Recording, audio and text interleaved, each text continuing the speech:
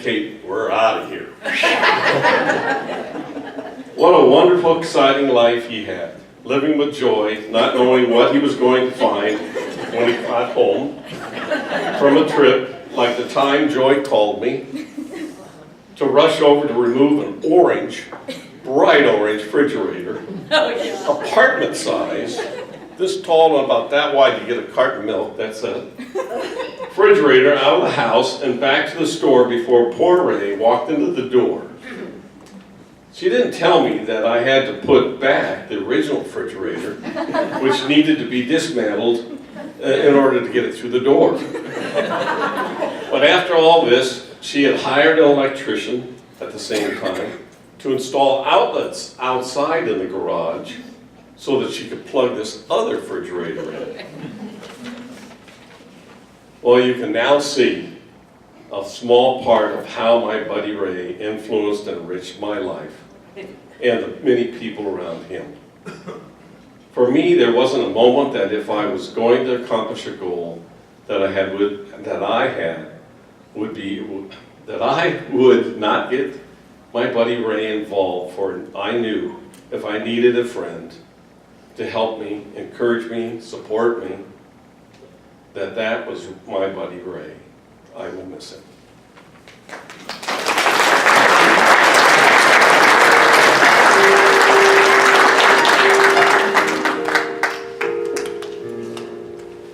We'll hear from Shirley Riddell. By the way, Shirley is Joy's a lifelong friend. They hadn't spoken today before they get up this morning. If you'll notice, they both stopped at Dicker and Dicker of Beverly Hills before they came in here. We talked about everything else about it except for what we were going to wear. Right? Right. Okay. Just a little background on our relationship with Joy and Ray.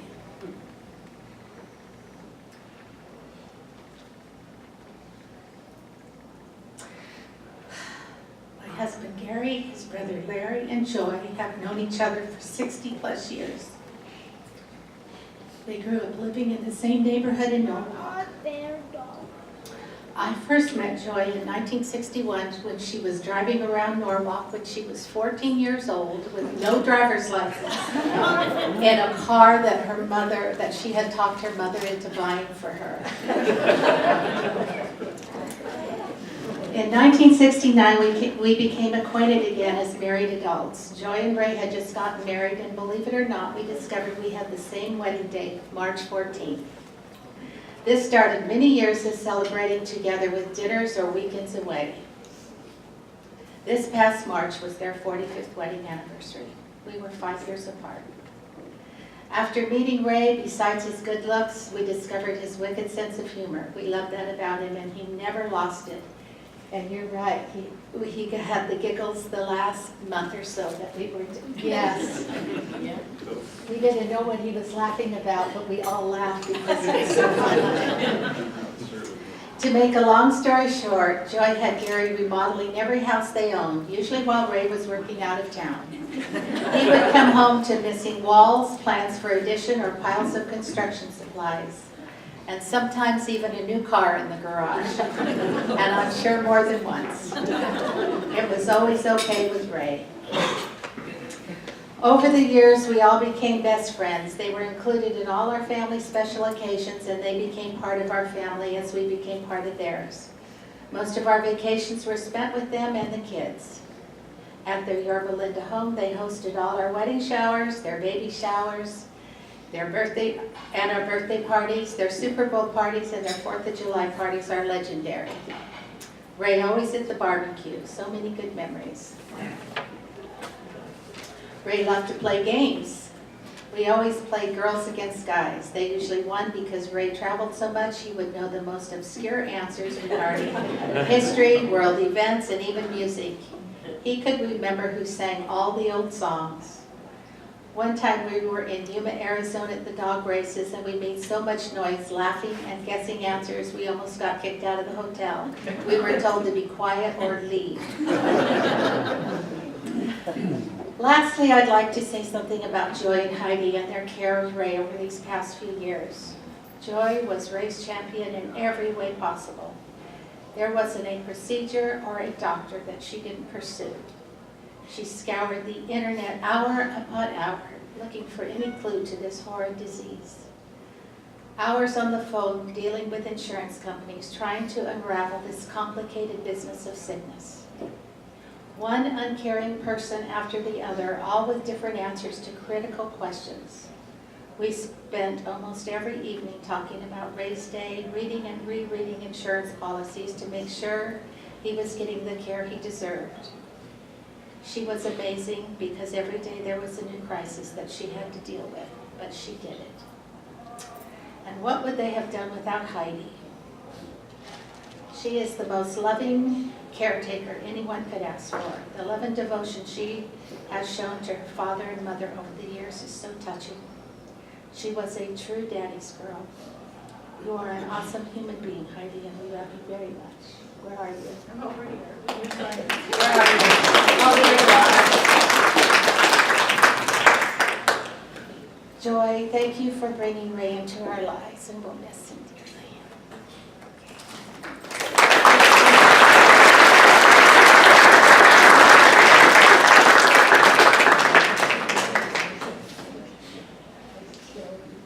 Now we'd like to hear from Janice Hagan. Okay. Sorry, Janice. But I've been lacquer for the last 27 years. Janice Locker. Pick me. I know. Oh, I don't know, maybe I need to stand over here. So you'll be able to see me. Okay. Right. Wow, okay. I cut this down from 50 pages.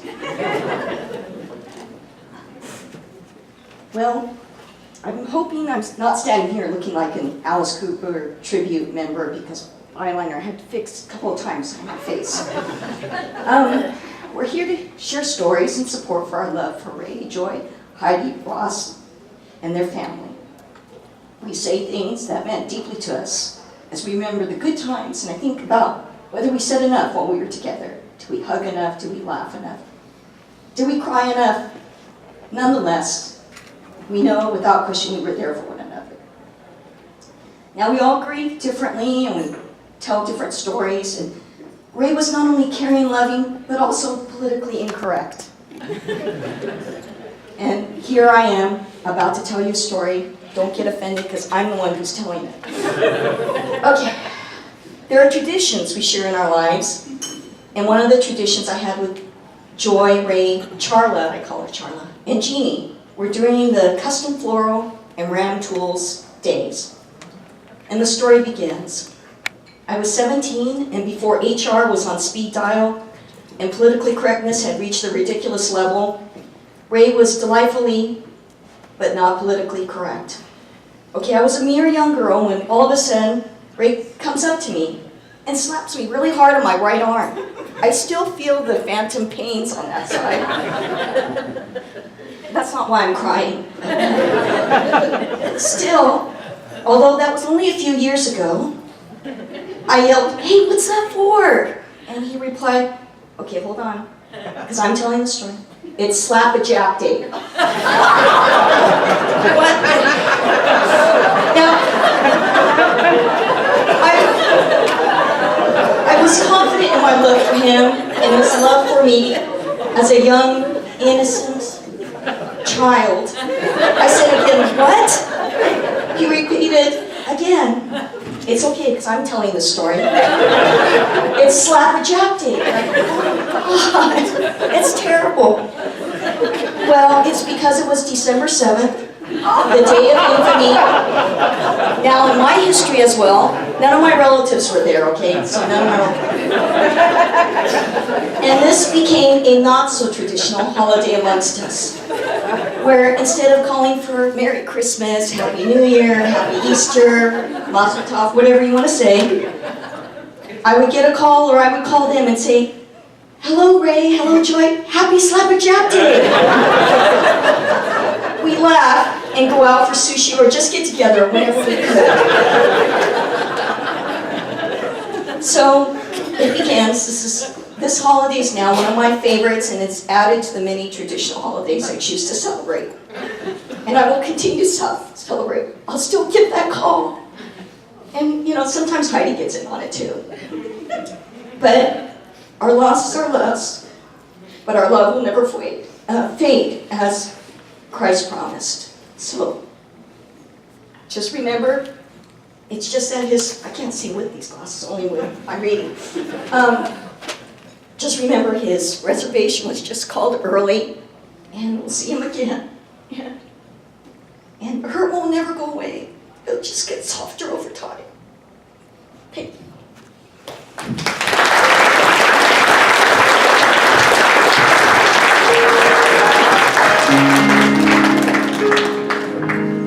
Beautiful. And I think we have one more speaker.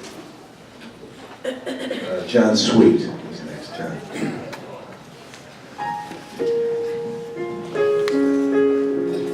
Wow, what a tough act to follow. When this happened, Joy said that I would be speaking.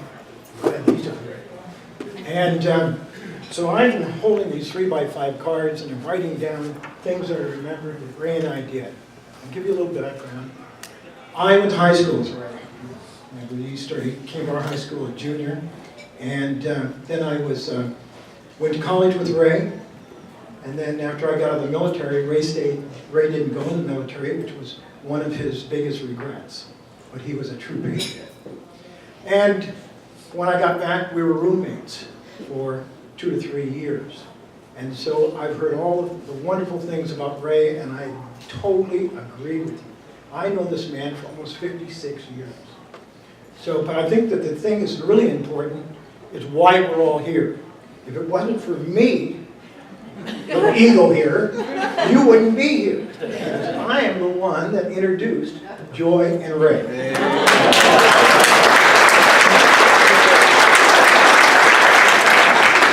Joy, you can stop me if I start to, not get always truthful, stop me. But here's the story, and it's not a long story. We were living in Fullerton, and we lived on Orange Thorpe, and there was this, at this time, this was 1967, 68, and they had the single-only apartment houses where everybody was single, you couldn't live there with, all the yuppies were in there, and that's where Ray was, and I moved down from Los Angeles, or from San Francisco down to LA to be Ray's roommate. And so their parties were going on, and it was just really a wild place. And I'm standing in this party, and I have a girlfriend, so I'm Mr. Clean. I'm not hustling, I'm not looking, So Joy slides up next to me because she thinks I'm safe, and which I was. And Ray had disappeared. We went to the party, and I couldn't find him. So Joy and I are sitting there talking back and forth, and I'm waiting for this girl. She's running a little late, and she's going to come and join me. And so we chit-chatted, true. We chit-chatted, and so I went about my business, never saw Ray. Didn't know where he went. And I'm not going to tell you where he went either, because that is a secret. It was the closet. Huh? It was the Well, closet. there it is. He was in the closet with, not by your roommate. Now this is, I didn't know that he, I was trying to keep it cool. And so I didn't know. So this is even a better story. Because that's where he was. So the next morning we're up, and the guys next door had gone down to Newport Beach, and they picked up shrimp. Now, I don't know if they paid for it. I don't know how they got the shrimp, but they had a lot of it.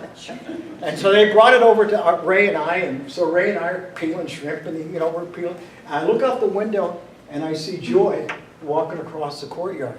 And I said, "Hey, Ray, that's that girl I met. You didn't see her." He goes, "Where?" I said, "Right there." He goes, I said, "Let me go get her." And so I walked up there and said, "Hey, you remember me?" And she goes, "Yeah, come on up here and clean some shrimp." She goes, "What?" "Come on up here and clean some shrimp." And true. So Joy comes up, and so they're all working. There's some pictures in Facebook of us cleaning shrimp and Joy's cleaning shrimp and Ray's cleaning, and I see the chemistry. I see they're just working like a dog. So I know that this is good because I, already been taken care of. So I'm leaving that. So I go, this is good. So then they said, well, let's go down and come down to Joy's apartment, who's in the front of the building. And I have a girlfriend there and everything else like that. We'll go on down and see there. So I said, fine. So all of us trooped down, walk into the house. Who do you think is her roommate? Is the girl that was in the closet.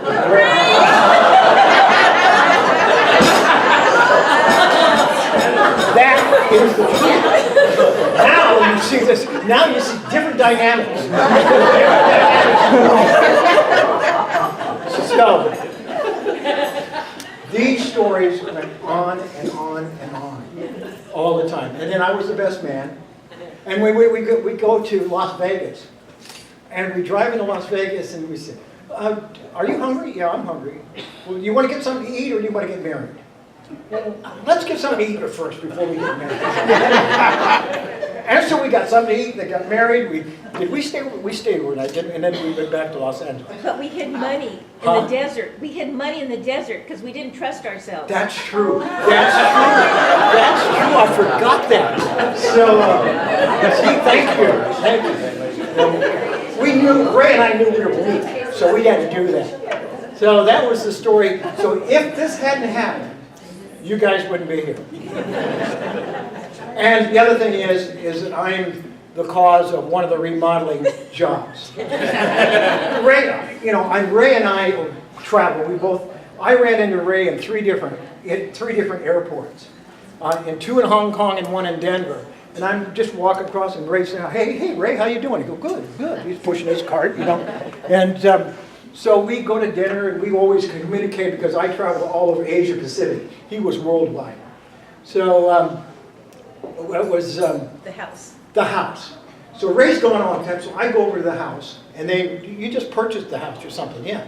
Just purchased a ranch-style house, and we're sitting around there, and I go, if we take that wall out, you could open this whole room up, and it would make a better house. Like that. Joy said, "Do you think so? You think you take this wall out?" I said, "Yeah. Let's see. It doesn't look like it's load bearing." I didn't know. I'm not a contractor. Gary knows. So it was. I told you I wasn't a contractor. So I go to Ray's garage. I take a claw hammer and I had a bar, and we went, and Joy and I took the whole wall out, cleaned everything else like that. Ray's not even there. So Ray comes, and this is how cool Ray is. This is because he had that personality. He just walked in and I go, "Hey, Ray, what do you think?" "Oh, that's nice. That's nice." He just looked around. He didn't get upset. And what it cost you? This was just like pulling We the had to thread move off the because we sweater. couldn't afford to live there anymore because of the loan we had to take to fix it. Yeah, they did. So this was my life. This was my life with Ray, and I wanted to share that with you. All the other things that you wonderful people have said about Ray is absolutely the truth. My father told me that you are a lucky man if you can get 5 friends in your life. And I didn't get 5. I got 3, and Ray was one of them.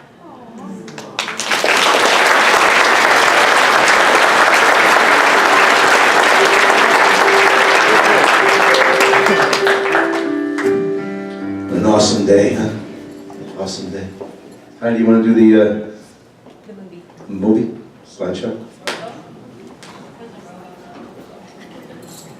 While the slideshow is going on, we are once again blessed to have Eric Franks